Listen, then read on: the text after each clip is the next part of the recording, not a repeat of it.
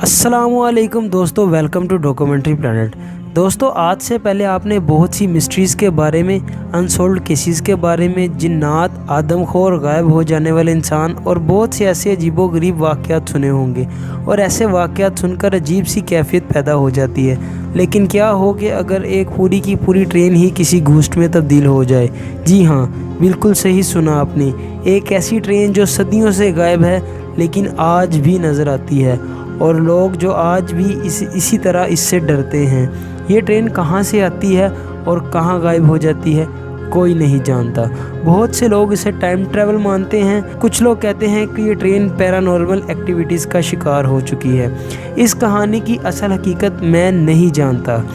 Friends, ये कहानी 14 जून 1911 में रोम से जेनेटी नाम की एक ट्रेन चली, जिसमें तकरीबन 106 लोग मौजूद थे। इस ट्रेन की मंजिल वैसे तो करीबी ही हिल स्टेशन था। ट्रेन चलने से पहले कोई नहीं जानता था कि वो एक ऐसे सफ़र पर है जो शायद कभी ख़त्म नहीं हो सकता, और ना ही इसकी कोई मंजिल है। अपने मकाम तक पहुंचने के लिए ट्रेन को तकरीबन 1 किलोमीटर लंबी टनल में से गुजरना था।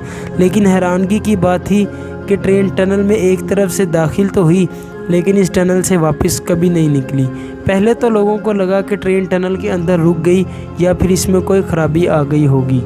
जैसे ही ये खबर पुलिस तक पहुंची तो रोम पुलिस के नौजवान और ट्रेन अथॉरिटी के कुछ नौजवान इस ट्रेन का पता लगाने के लिए निकले। जैसे जैसे वो टनल के अंदर दाखिल होते गए, वैसे वैसे उनका डर बढ़ता चला गया, क्योंकि टनल में काफ़ी अंधेरा था।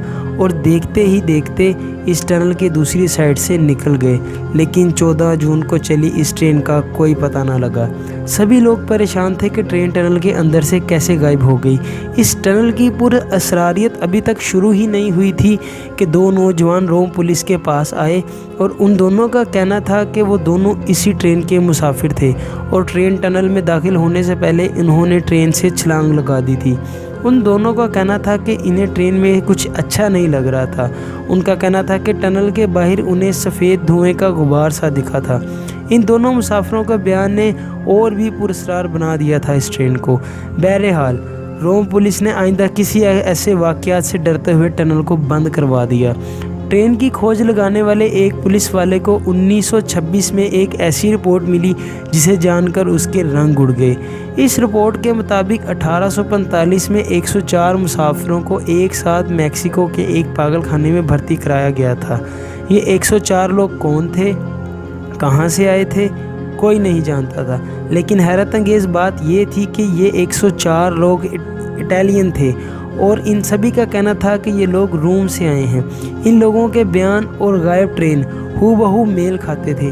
लेकिन हैरानकुन बात ये थी कि 1911 में गायब हुई ट्रेन के मुसाफिर 1845 में एक पागल खाने में कैसे भर्ती हो सकते हैं। और सबसे बड़ा सवाल ये है, उनका कहना था कि ये लोग रोम से मैक्सिको ट्रेन से सफ़र करके आए हैं, जबकि रोम से मैक्सिको का फासला तकरीबन 10,234 किलोमीटर है, और इनके बीच एक लंबा समुंदर और जजीरे हैं। भला एक ट्रेन इतना लंबा सफ़र कैसे कर सकती है? बहरहाल, 104 लोगों का बयान सुनने के बाद जब रोम से मैक्सिको से आने वाले बहरी जहाज़ों की लिस्ट निकाली गई तो इन 104 लोगों में से किसी एक का भी नाम मौजूद नहीं था। तो आखिर इस पागल खाने में ये 104 लोग एक जैसी ज़बान और एक ही मुल्क से कैसे आ गए?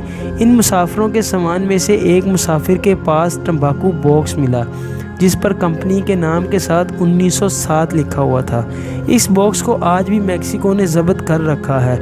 आखिर वो ट्रेन कहाँ गई, कोई नहीं जानता। लेकिन उस ट्रेन को आज भी इंडिया, रोमानिया, ऑस्ट्रेलिया के मुख्तलिफ हिस्सों में देखा गया है।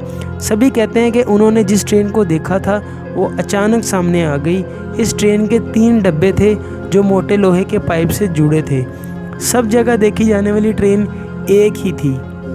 1991 में पोल्टावा में जब इस ट्रेन को देखा गया तो एक पैरानॉर्मल इन्वेस्टिगेटर इसमें भागकर सवार हो गया और हमेशा हमेशा के लिए उसी ट्रेन के साथ गायब हो गया, जिसकी तलाश अभी भी जारी है।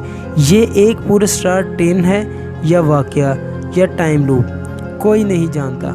शायद ट्रेन टाइम लूप में फंस गई या یہ ایک پیرانارمل ایکٹیویٹی کا شکار ہوگی۔ فرینڈز اس سورس کا لنک میں نے ڈسکرپشن میں دے دیا ہے، آپ اسے ضرور سرچ کر سکتے ہیں۔